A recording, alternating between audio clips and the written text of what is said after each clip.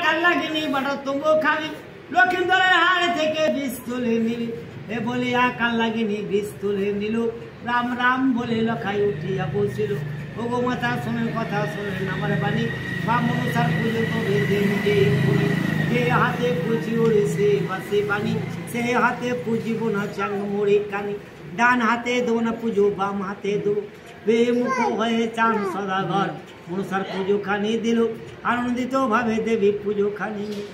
এইখানে বলো মঙ্গল খেলতে করে গেলাম যুবালো জৌপুরের কথা কিছু জিয়া নিলাম রবির পুত্র যমরাজ যম নাম ধরে বিনয় অপরাধে কাউরি দণ্ডি নাই করে মিথ্যা কথা মিথ্যা সাক্ষী যে জন গাইবে সব তো সারা দিয়ে জিব্বা টেনে নিবে ভালো জল থাকতে বলি খারাপ জল দেয় নরকুণ্ডের গোবর জল তার কুয়াই ভালো মন্দ জিনিসের জন্য হরে হমিন নিবে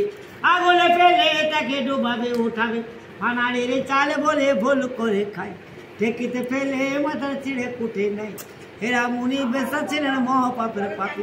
অন্নদানে বস্ত্র দান কবিদের করেছিলেন সাধু শনি সঙ্গে মাগো পুত্র কৃষ্ণ দুধে ও মা স্বর্গে চলে গেলে।